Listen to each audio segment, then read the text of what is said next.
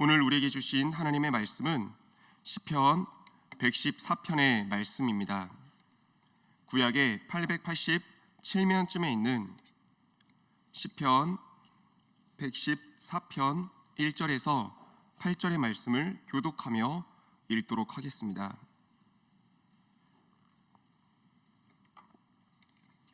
찾으셨으면 한 절씩 돌아가며 읽도록 하겠습니다.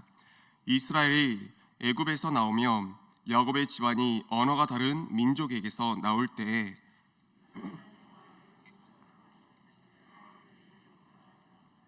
바다가 보고 도망하며 요단은 물러갔으니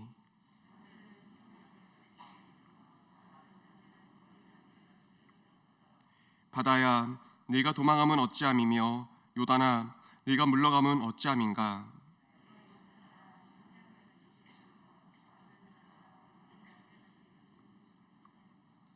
땅이여 너는 주 앞 곧 야곱의 하나님 앞에서 떨지어다. 반석을 쳐서 문물이 되게 하시며 차돌로 샘물이 되게 하셨도다. 아멘.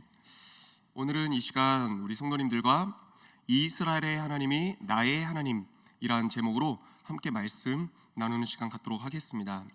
오늘 읽은 시편 114편의 말씀은요, 6월절에 이제 고백되었던 6월절 만찬 이제 식사 전에 그 공동체에서든 가족 구성원 안에서든 고백된 이제 찬송이라고 이렇게 합니다. 특별히 이 114편의 그 연대를 학자들이 연구를 해봤을 때 바벨론 포로기 그 즈음에 쓰여진, 그러니까 바로 바벨론 포로기 그 시기에 쓰여진 이 찬송이다라고 이렇게 얘기를 합니다. 그런데 이 바벨론 포로기와 이 시편 114편의 그 주제가 되는 이 배경이 되는 말씀이 출애굽의 말씀인데요, 이 사이의 간격이 약 1000년의 간격이라고 합니다. 그런데 우리 성도님들, 이스라엘 백성들이 1000년이 지난 이 시간까지, 그러니까 출애굽에서부터 당시 그들이 고백되고 있는 그 시간, 이 바벨론 포로기 1000년이 지난 시간 지남에도 불구하고 그때 그 순간에 이 말씀을 외치고 고백하고 있는 이유가 무엇이겠습니까? 바로 그때의 하나님이 나의 하나님이고 그때 하나님이 오늘날 이 순간에 임하실 하나님이란 그 믿음의 선포, 믿음의 고백 안에서 지금 공동체에서든 가족 구성원 안에서든 이 울려 퍼지는 찬송이 아니겠습니까? 사랑하는 성도님들, 그것을 기억을 했으면 좋겠습니다. 오늘 말씀을 전체로 3가지 포인트를 잡았는데, 첫 번째 포인트는 그때의 하나님입니다.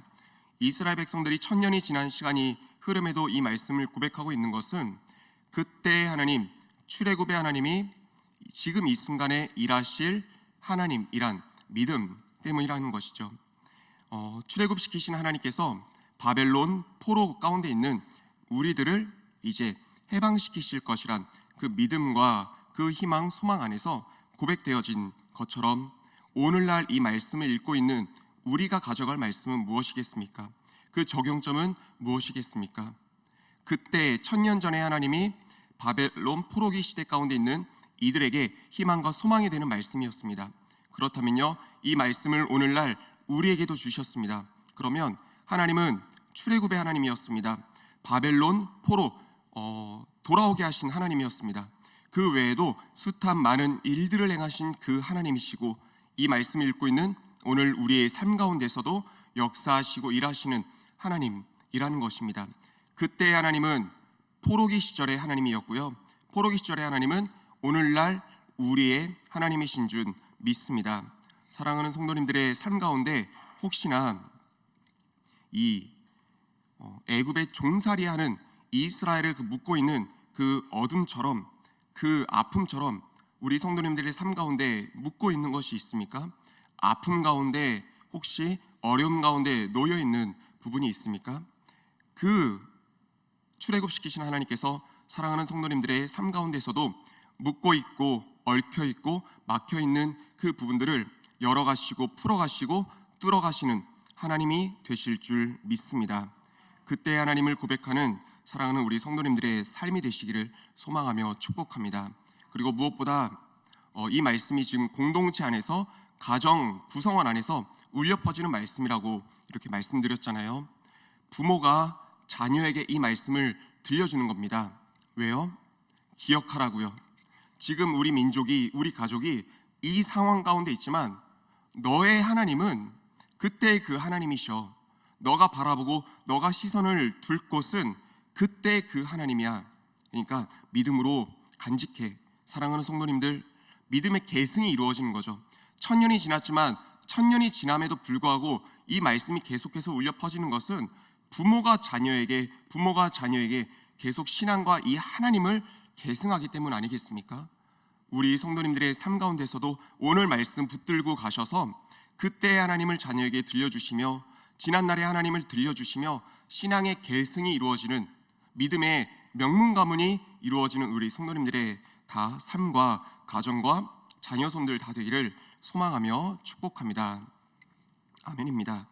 특별히 두 번째 포인트는 구별된 자들의 하나님이라 이렇게 소제목을 지어봤습니다. 구별된 자들의 하나님이요. 우리 1절 말씀 가운데서 이것을 한번 보도록 하겠습니다. 1절 말씀을 다 같이 한 번만 더 읽도록 하겠습니다. 다 같이 읽겠습니다. 시작.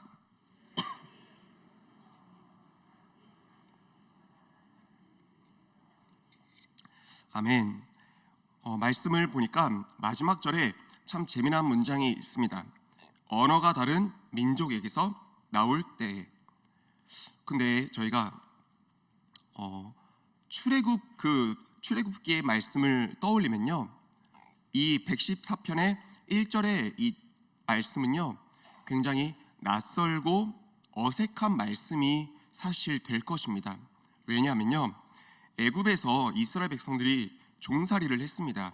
그런데 그 시간이 무려 몇 년이라 하죠? 400년입니다.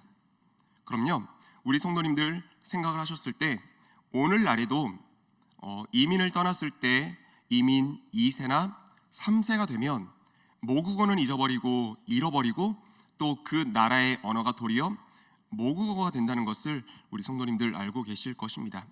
그래요, 2세, 3세, 더 나아가서 4세 정도만 되면 그 언어가 희석될 것입니다. 정말 잊혀지고 잃어버리게 될 것입니다. 그런데 오늘 말씀을 보니까 이스라엘 백성들이 지금 애굽에서 종살이를 400년을 하는데 1절 말씀을 보니까 지금 뭐라고 나와 있는 것입니까? 언어가 다른 민족에게서 나올 때라고 얘기를 하고 있지 않습니까? 이게 왜 어색한지 아시겠죠? 이민 2세, 3세만 돼도 그렇게 언어가 그렇게 된다고 말씀을 드렸는데, 그렇다면 애굽에서 생활한 이스라엘은 자신들의 언어를 잊어버리고 잃어버리는 것이 자연스러울 것입니다. 오히려 애굽의 언어를 가지고 나왔다고 이렇게 이 한 문장이 쓰여진 것이 오히려 그게 어색하지 않고 자연스러운 문장일 것입니다. 그런데 성경은 명확하게 짚어주고 있습니다. 언어가 다른 민족에게서 나왔다고요.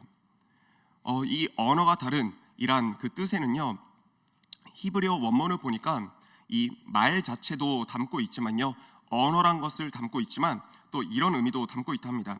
야만적 습성이란 의미도 이 문장 안에 담고 있다고 합니다. 한마디로 이 말씀이 의미하는 바는 명확합니다. 함께 이스라엘 백성들이 애굽 사람들과 살아가고 있었지만 구별되었다는 겁니다. 구별되었다는 겁니다. 언어적으로도 문화적으로도 그들이 가지고 있던 야만적 습성이 무엇이겠습니까? 하나님의 기준에서 봤을 때 우상을 섬기고 하나님을 등지고 자신들의 쾌락에 따라 사는 그 삶이요, 자신들의 애굽의 입장에서 봤을 때 그것이 지극히 당연하고 자연스러운 삶이었겠지만 하나님 입장에서 봤을 때, 이스라엘 백성들의 입장에서 봤을 때 그것은 야만적인 습성이었다는 것이죠. 그런데 같이 함께 살아가고 있었지만 이스라엘 백성들은 그들이 가졌던 그 문화, 이방신들을 섬기고 우상에게 절하는 그 야만적 습성, 언어, 그 모든 것들과 구별되어 살아갔다라는 것을 의미하는 겁니다. 담임 목사님의 말씀 가운데서도 우리 성도님들 들으셨겠지만요, 배가 바다 위에 있을 때는요 그렇게 자유를 누리게 됩니다. 어디든 갈 수 있게 되죠. 하지만 바닷물이 배 안으로 조금씩 유입되게 되면, 아니 배가 그 바닷물을 받아들이게 되면 어떻게 되게 됩니까? 결국 침몰할 수밖에 없게 된다는 것입니다. 이스라엘이 400년의 긴 시간을 종살이했습니다. 애굽의 삶 가운데 있었습니다. 하지만 그들의 정체성과 언어를 잃어버리지 않았습니다. 종으로 묶여 있었을지라도 그들의 정체성은, 그들의 하나님에 대한 신앙과 믿음은 구별되어 있었다는 것입니다. 이 말씀을 통해서 저와 우리 성도님들도 한 가지 도전을 붙잡고 가았으면 좋겠습니다. 저와 우리 성도님들, 우리 교회가 있어야 될 곳은요, 우리끼리가 아닙니다. 은혜 받은 곳, 이 예배당, 이곳이 아니라는 것입니다. 어디죠? 세상입니다. 이 신약의 말씀 가운데서도 보면요, 예수님의 수제자 3명, 베드로, 야고보, 요한이 변화산에서 예수님의 그 신성을 맛보고 예수님의 변화됨을 맛보면서, 다른 말로 표현하면 큰 은혜를 누리고 거기서 이제 집 짓고 살게 해달라, 이렇게 얘기하지 않습니까? 그때 예수님께서 말씀하시고 그 산 아래에서 이루어지고 있는 사건은 무엇이었습니까? 산 아래로 내려가라. 왜냐하면 산 아래, 세상을 의미하는 그 산 아래에서는 예수님을 알지 못해서, 복음을 알지 못해서 고통과 신음 가운데 있는 자들이 있기 때문에, 혼돈 가운데 빠져 있는 자들이 있기 때문에, 은혜를 경험한 하나님의 사람들이, 복음을 경험한 하나님의 사람들이, 변화시키고 생명을 나타낼 수 있는 하나님의 사람들이 있어야 될 곳은 은혜 받은 자들끼리의 그 모임이 아니라 어디라는 것이죠? 은혜가 없는, 은혜가 필요한, 생명이 필요한 세상이라는 것이죠. 저와 우리 성도님들, 그리고 우리 은평교회가 언제나 있어야 될 곳이 우리끼리의 모임이 아니라 세상이 되기를 소망하며 축복합니다.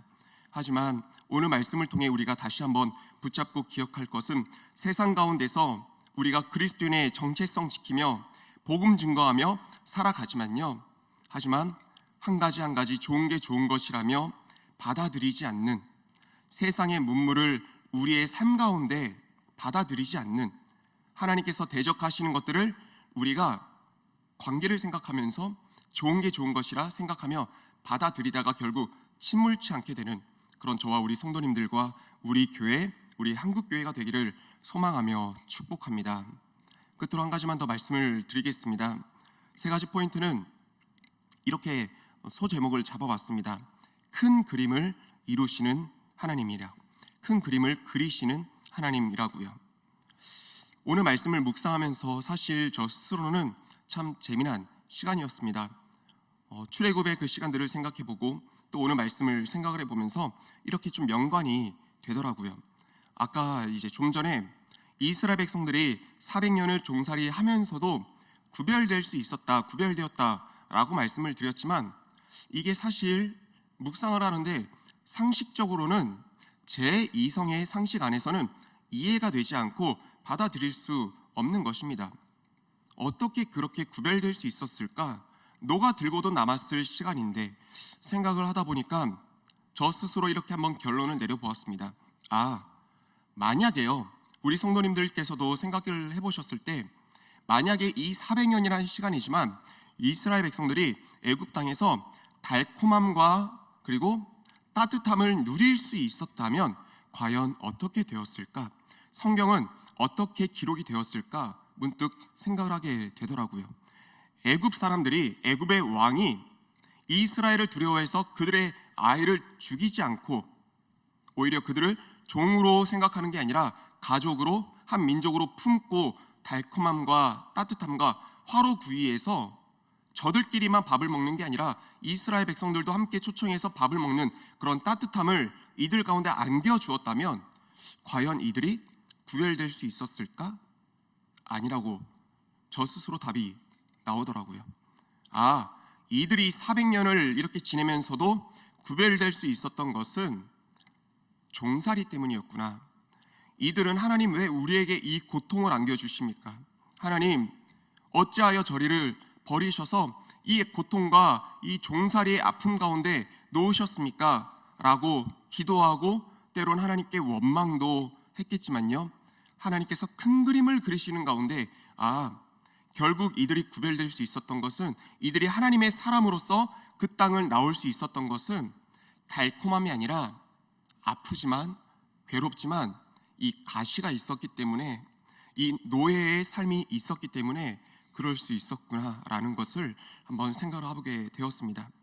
노예로 학대했던 시간들이 있었기 때문에 그들이 나올 때 구별되어 나올 수 있었다는 것이죠. 사랑하는 우리 성도님들, 우리의 삶 가운데 마주하는 어려움들 있지 않습니까? 마치 이스라엘을 옥죄이고 이 괴롭히고 있는 이 애굽처럼, 그리고 숱한 시간 동안, 400년이라는 긴 시간 동안, 또 우리의 삶 가운데서도 오랜 시간 동안 계속되었기에 벗어나는 게 불가능해 보이고, 정말 마주한 그 문제들이, 애굽의 왕이 자신들에게 채찍질을 하는 그 애굽인들이, 우리 삶 가운데 있는 많은 문제들이 너무나 크고 강해 보여서 어찌할 바를 모르는 그런 상황 가운데 마주한 우리 성도님들 혹시 계시는지요? 하지만 이 상황들이 있었기에, 어렵지만요, 아프지만 눈물 짓지만, 하지만 이 상황들이 있었기 때문에 이것을 우리가 기억했으면 좋겠습니다. 이스라엘 백성들이 그래서 끊임없이 하나님을 찾을 수 있었고, 끝까지 하나님께 부르짖을 수 있었고, 저와 우리 성도님들의 삶 가운데서도 그래서 하나님을 찾을 수 있었고, 우리 가족들이 하나 되어서 기도할 수 있었고, 아픔이 있기 때문에, 당장에 눈물 짓게 하지만 그 아픔이 있었기 때문에요.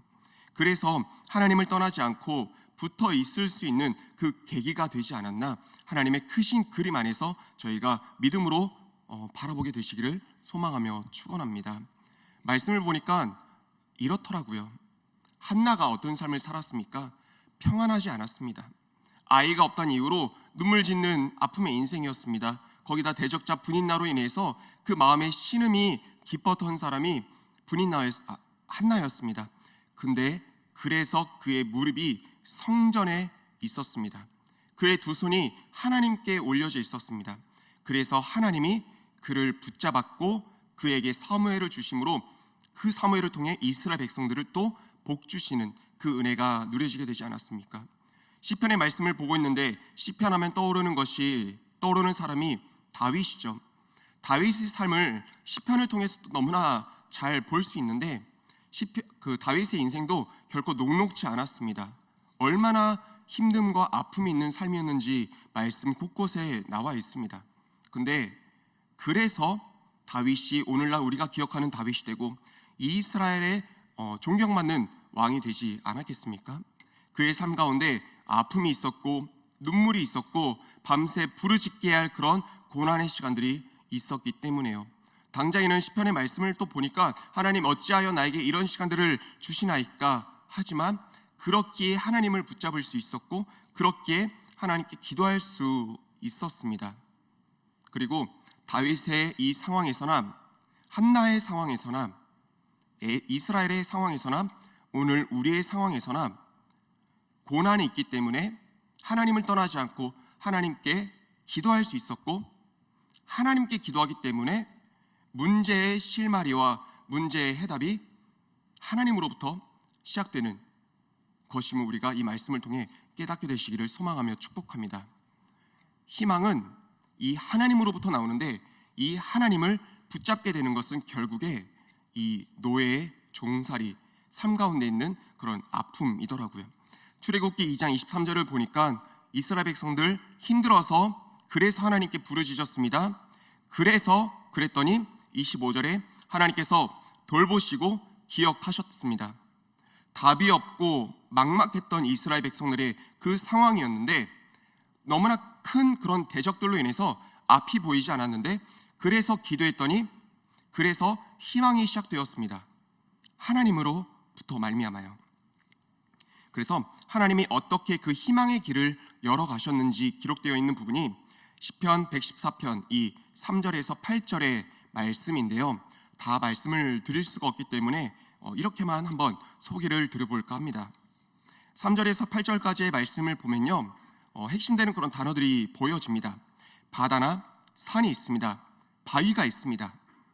그런데 이것을 이렇게 정의해 보겠습니다. 인간의 연약한 육신을 가진 우리 인간들로서 범접할 수 없는 절대 영역, 두려움이라고요. 또 한편으로 두려움이면서 동시에 경외의 대상이 바로 이 바다나 산, 이런 존재들 아니겠습니까?